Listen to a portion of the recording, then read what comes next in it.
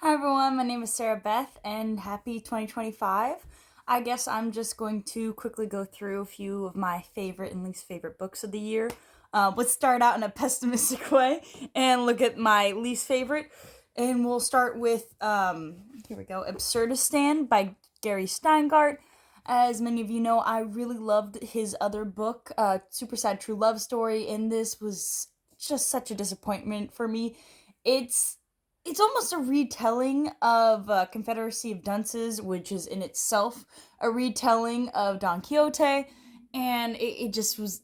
I found it very lacking. It's not very long; it's only 200 pages, but I'm not going to recommend this. This is one of the worst reads for me of the year. Another one, which it pains me to say, was The Pale King by David Foster Wallace. And a big part of this is just that it's unfinished. And I think that it's not fair to the author, hence why recently I did review another one of his works, a nonfiction, because he didn't put this out. Even at the end, there's notes of where the story would have gone from there. And there's just so many really long chapters of characters that never came back and I never found important. And David Foster Wallace inserted himself as a character because he did, in fact, work at the IRS for about a year and then disappeared, never came back. And it reflected on how, you can just disappear into the system. And I understand. I understand what this book was getting at. But if you're not in the IRS, I don't think you'll enjoy it. I think if you just read the last few pages where it explains what he wanted to do with the novel, you'll get the gist. But I don't recommend this book, once again. And then the worst book for me for 2024, Last of the Mohicans, by James Cooper. This book broke me. This put me in a huge reading slump. I understand that, it's one of those books that was just sort of made to promote the majesty of the United States, but it was so incredibly. For me at least, I could not get through it. There were these terrible quotes at the beginning that he didn't write, that I don't know how they related to the chapter in any sort of way. None of the characters are likable. None of them really had that much of a character, so to speak. And yeah, I really, it's funny because you learn that this is actually the second book in a series, and I'm like, man, I should have read the first book. That seems more interesting when you hear about Hawkeye and how, he's obviously a Caucasian man hanging with the last of the Mohicans. I don't this one broke me this year. Not gonna recommend it.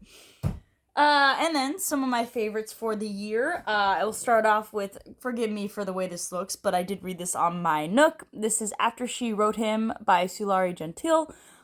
This is actually supposed to be a mystery book, but it reads very much like literary fiction. This book just kind of came out of nowhere. I didn't get any recommendations for it. It's just a free book I got off of Barnes and Nobles for the month, because if you remember, you get a free book. And the way that it was written, the way that it had this interplay between two characters that you didn't know which one was fiction or not, because they were each writers writing about each other. One was a literary fiction writer, one was a mystery writer, and they were both writing about their lives and how each of their lives just got worse and worse and worse as it went on, as they became more engaged in the worlds that they were creating, but you're not sure if they're real words or not. And it's really interesting because you keep thinking the authors are going to meet up. And I'm not going to give spoilers, but highly recommend. Definitely enjoyed it quite a bit. Another great book for this year that I read, unfortunately, on my Nook, so I don't own it, is Ripe by Sarah Rose Etter. This book, it broke me. I'm not gonna lie. It's so, the depiction of depression and burnout, especially in an age where women have to conquer it all and women have to want certain things. It's about a woman who's living in Silicon Valley, and she's not actually a a technical piece of staff herself, but she's in marketing in a very much startup tech company, and she has all of these limitations imposed upon her. She's living in basic squalor because it's so expensive in the Bay Area.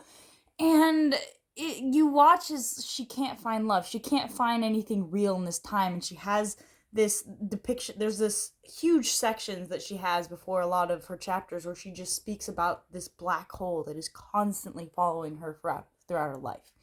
Just beautifully written, beautiful prose. The story is heartbreaking. Apparently, I really like sad books. That's what we're getting into this year. But, change from that program, another book I really enjoyed this year was Snow Crash by Neil Stephenson. This was actually the first book I read of him this year, and I enjoyed it so much. I know that it is very much a little bit of its time. There's certain things that are explained that nowadays, like, everyone knows what an avatar is. But it's so engaging and funny, and I love the characters, and I love how, even though the main female character in this book, she's not written the best, all right? She's a little one note, it's fine. But just the world that has been created, you have everybody's kind of living in a Ready Player One, living in their headsets, living online, almost in a Second Life kind of manner, if you remember what Second Life is. And there becomes this virus, which is Snow Crash, which dates back to biblical times of how, Babylon, the Tower fell, nobody could understand each other anymore. People would get this virus shown to them, and they would no longer be able to speak. They would essentially go crazy and go into babbles. It's just the amount of creativity in this novel and the amount of fun I had reading it. It has to be on my list. It was, this is why I keep reading his books, even though some of them are very much hit or miss for me. Then another book that I really enjoyed this year, this was one of the more recent ones, was Dirty Diana. This was by Jen Besser and Shanna Feste. Once again, sorry, I'm about to butcher a whole lot of names. This is actually based off of a podcast, I believe, and apparently it's going to be a trilogy, but I loved the ending. I love how it ended on, even though some might say, oh, it's a cliffhanger. I kind of felt that it was more of it depends how you interpret it kind of variety, and the characters felt so real and lush, and I was ingrained in the novel. I read through this so fast. Definitely one of the top books of the year. It follows an artist and how she tries to come to terms with her own views of sexuality when she's married to a man that kind of views what she once was as a smut creator in a way. And then the last 5-star read of the year that I read and really loved was God of the Woods, which was very much a, I guess, thriller mystery, but read almost like a literary fiction. All of the characters were very well done. I loved the non-linear structure, and it was definitely something that I think a lot of people should pick up that's a little bit outside my genre. And forgive me for doing this, but I did actually forget about 2 books. Forgive me for that jump cut there. So another great book of the year. I read this at the very beginning of this year. This was my January pick for book of the month, Mercury by Amy Jo Burns. Oh my goodness, the characters in this novel were so tangible. This is another non-linear structure from past to present, just like God of the Woods. While God of the Woods is very much more in the mystery chain of about missing children going missing in the woods, we have with Mercury basically found family story, but not the perfection way that everybody wants to view it as. It's very much, everybody with their struggles. There's a tagline of the novel in which it says that men do and women apologize. Please forgive me if I'm misquoting that. It's been about a year since I read this book. I even forgot that I read it for a second, but definitely one of my top reads of the year. It follows a family between the years of 1990 and 1999, between a woman meeting her husband and basically ingraining herself into a family and having a child of her own. There's a lot of really beautiful themes of motherhood, what it means to be in a family, what it means to be married to somebody, and how you reconcile differences, what is worth reconciling, what is not worth reconciling. So definitely up there. All of these reviews can actually be found on this channel with the exception of my honorable mention, the last one of the year.